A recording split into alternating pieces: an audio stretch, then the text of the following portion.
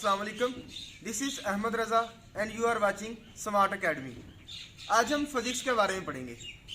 Physics है क्या, और मेरे ख्याल में ये हर साइंस के स्टूडेंट को पता होना चाहिए कि फिजिक्स क्या है, क्योंकि फिजिक्स स्टडी ही ऐसी है कि हर साइंस का स्टूडेंट इससे अपने आप को लुत्फानंदोज करता है। ये ऐसी स्टडी है जिससे हम अल्लाह ताला के करीब होते हैं। इसका क्या मतलब? असल में फिजिक्स हमारी नेचर की ही स्टडी है। The study of nature is called physics.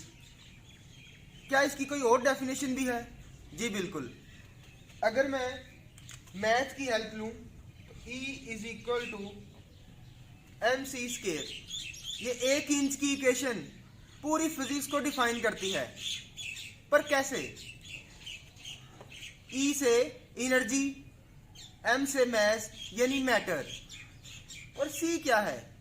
C असल में इस कायनात की सबसे तेज तरीन चीज है, जिसे हम लाइट कहते हैं। ये स्पीड ऑफ लाइट है, इससे ज्यादा कोई सफर नहीं कर सकता, इससे ज्यादा तेज कुछ भी नहीं है।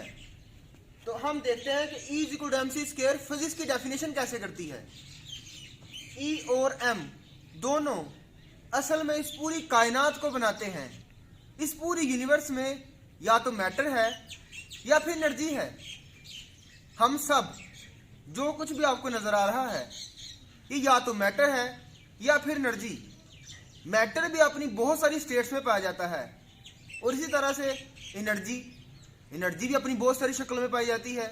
जैसे इस वक्त रोशनी ये एनर्जी है, मेरी आवाज़ ये एनर्जी है, और हीट जो आप सर्दियों में फील करके अपने आप को ठंड से बचाते हैं वो भी तो एनर्जी है।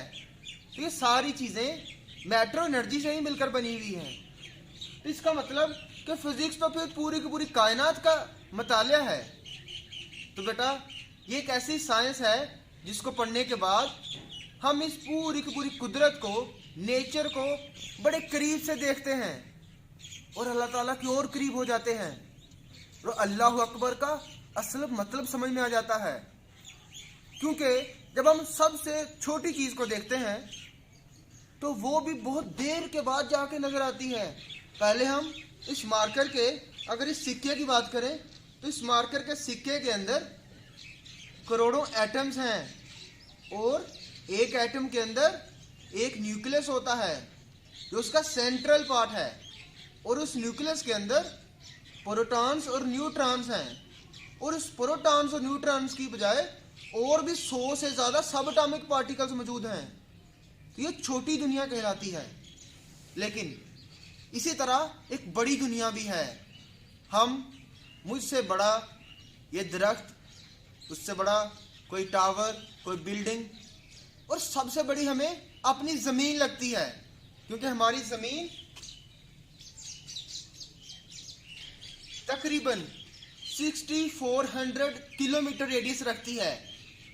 लेकिन ये इतनी बड़ी नहीं है, क्योंकि यूनिवर्स के अंदर ये जमीन नजर भी नहीं आती है।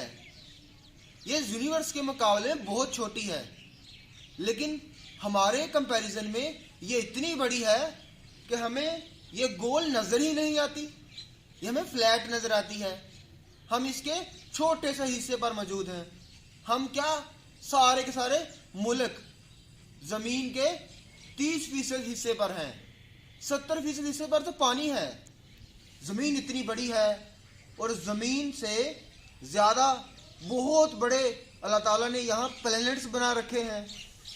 और इस सोलर सिस्टम के अंदर जिसमें हम रहते हैं टोटल 8 प्लैनेट्स हैं, और पता नहीं कितने ज्यादा सोलर सिस्टम बनाए हुए हैं। और सोलर सिस्टम्स मिलकर गैलेक्सीज बनाती हैं, और वो गैलेक्सीज मिलकर फिर क्लस्टर बनाते हैं, फिर वो क्लस्टर्स मिलकर सुपर क्लस्टर बनाते हैं, और उससे आगे भी ये सिलसिला चलता जाता है। तो ये यूनिवर्स इतनी छोटी नहीं है।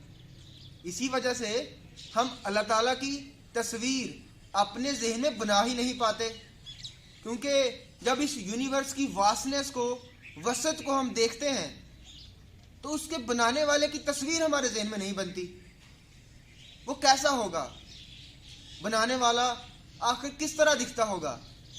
हमारा दिमाग इस चीज को नहीं बना पाता, इमेजिन भी नहीं कर पाता।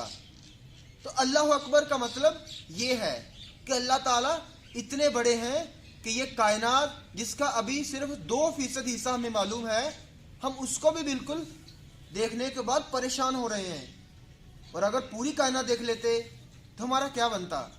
तो फिजिक्स असल में इस कायनात के अंदर मौजूद मैटर और एनर्जी का मुतालिया है। अब हम देखते हैं कि फिजिक्स बेसिकली हमें क्या कुछ सिखाती है। बस